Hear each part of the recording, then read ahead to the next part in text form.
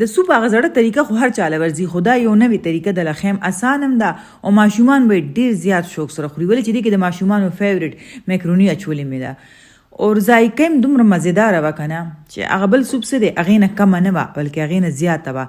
ما ته خو داسې فیل کېدو لکه ته وایې که مشروم مې پکې اچولی، جبکې دې کې ما مشروم نه و اچولی، نه میکروني کمالو. نو دلته ما مکه واغستو، مطلب کوچ مې لږ شانتې وایي ستاسو سره کوچ نه وي نو 2-3 چمچې کوکینګ آیل اچوئ که غوړي اچوئ چې سم استعمالوئ. هغې کې ما نیمه چمچ زیره واچوله چې زیره څنګه په تړکه راشي که نه، دا زیره چې ده دا ډېره زر سوځي. وګورئ مزیزي کې زیره چې دا په سره کېدو شوه نو ډایرکټ مې ورسره د چرګې غوښې ورکوټې پیسیس واچوله. تاسو د چرګې د غوښې کیمه هم استعمالولی شئ او دا دومره ډېره نه وه، لږه شانتې غوښه ده او د پاسه پرې مالګه واچوئ او اوس به دا مونږه سره کوو. د سره کولو مقصد صرف دلته دا دی که نه چې د دې دا بوین ختم شي او دې کې ما د اوږې ادرک پیسټ واچولو 1 چمچه.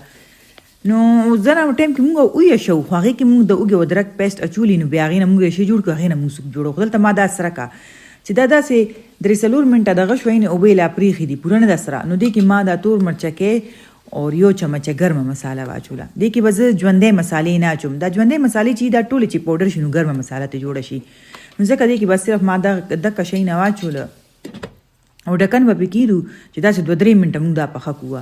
نو وګورئ هغه اوبه یې خشک شوې، اوس به دا مونږ سره کوو. نو چې سره یې کو بس دې کې به مونږ اوبه واچو. ګرانه طریقه نه ده، هېڅ پکې ګران نه ښکاري ما ته. که تاسو دا ځنه خلکو یې ګران دی خو بیا زه وایم چې هغې به ډېره تیاره غواړي که نه.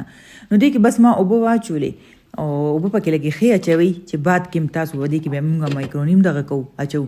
نو بس دلته مې جوش ورکړو چې دلته دا داسې 3-4 منټه وخوټ کېده نو دې کې به مونږ دا سبزیانې لږې شانتې دي، بندګوبي یو موټی، ګاجره نیمه ګاجره وه، نیم شمله مرچکې او داسې 1 موټی 2 موټی دغه پکې واچوئ میکروني چې کومه یو پکې اچوئ، یا ګول وي نری اوږدی، نو بس دا پکې واچو.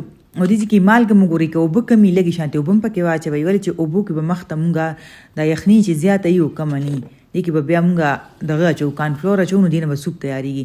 نو بس دلته دا به ګورئ چې دا میکروني نرمه شي، نور چې دی سبزیانې دي نه یې نرمې، سبزیانې چې کرنچ کوي خوند کوي، خو خیر دا چې څونه ټایم کې نرمېږي نو سبزي هم پکې نرمه شي.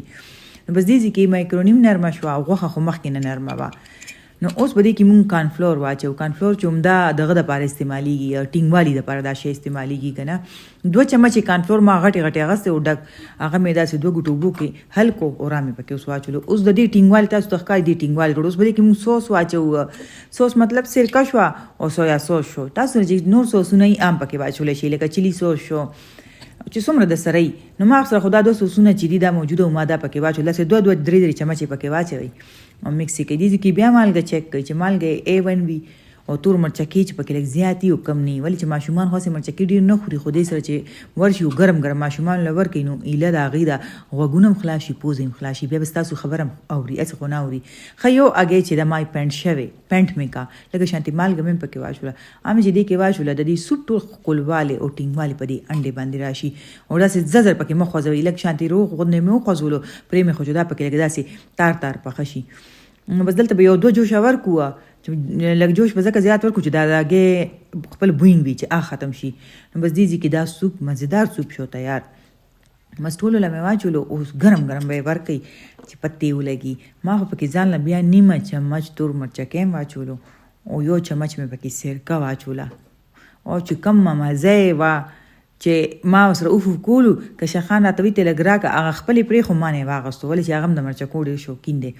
نو ما زړه کې ویل نن به د ایله طبیعت سیټ شي، ځکه چې دا یخنیانو کې دا زکام ټوخي شو دا دغه یو ځنه ټایم کې ماشومان شی نه خوري، دې کې سبزیان هم برغې غوښه هم برغه او مکن هم شو، نو فایدې ناک هم شو، صحت نه برپور هم شو.